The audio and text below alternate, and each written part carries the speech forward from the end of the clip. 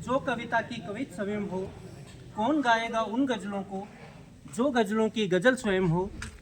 अभिनंदन का अभिनंदन है जो, उसका अभिनंदन हो कैसा, केवल नमन नमन है उनको, अभिनव नमन नमन के जैसा। सर्वप्रथम विद्या, संगीत और कला की देवी, सभी देवताओं में श्रेष्ठ, सभी देवियों की पथ प्रदर्शक, सभी विद्यार्थियों की पूजनीय माँ शारदा,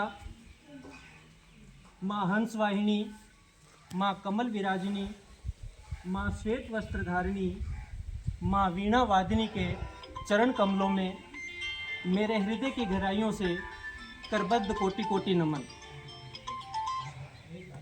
आज के इस कैरियर मेला प्रोग्राम में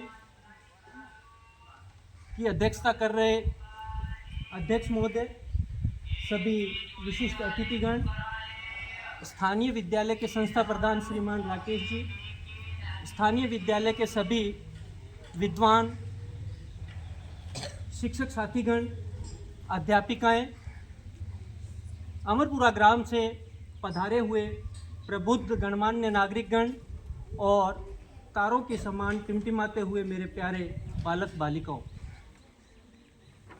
मैं रविंदर सिंह आज के इस कैरियर डे मेले में पर्यवेक्षक के रूप में आप सबके बीच में उपस्थित हुआ हूं।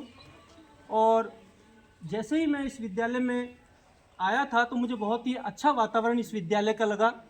बच्चे बहुत ही अनुशासित हैं और मैंने बच्चों से भी बीच बीच में बात की। बच्चे आज के प्रोग्राम को भली भांति जान रहे हैं कि आज हम कौन सा प्रोग्राम कर रहे हैं। मैं सभी बच्चों के उज्जवल भविष्य की कामना करता हूं। राकेश जी सर ने मुझे 2 शब्द कहने के लिए यहाँ पर आमंत्रित किया है, आपका भी बहुत बहुत धन्यवाद।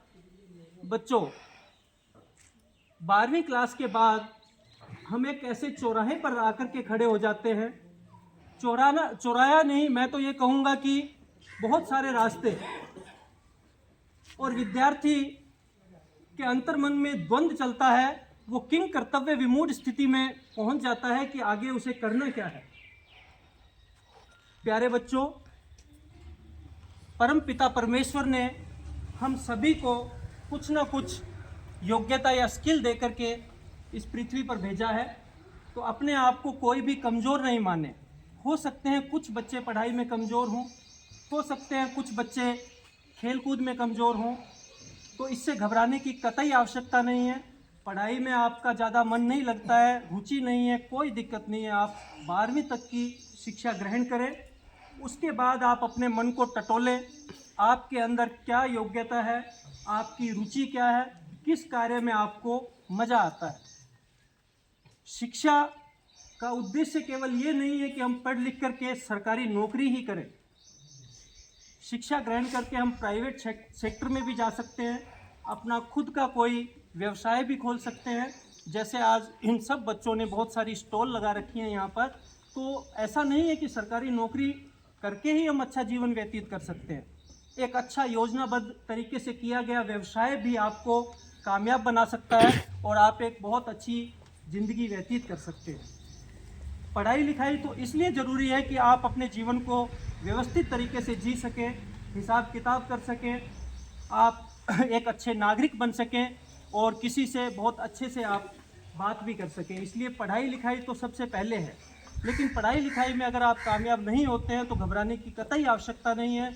आप अपने अंदर कोई भी एक स्किल भी डेवलप कर लें, कोई भी एक स्किल, और ईश्वर ने हमें इतना सक्षम बना के भेजा है, बस पहचानने की ज़रूरत है, तो वो जीवन भर अपने जीवन को बहुत ही सुंदर, सुखमय और अच्छा बना सकता है।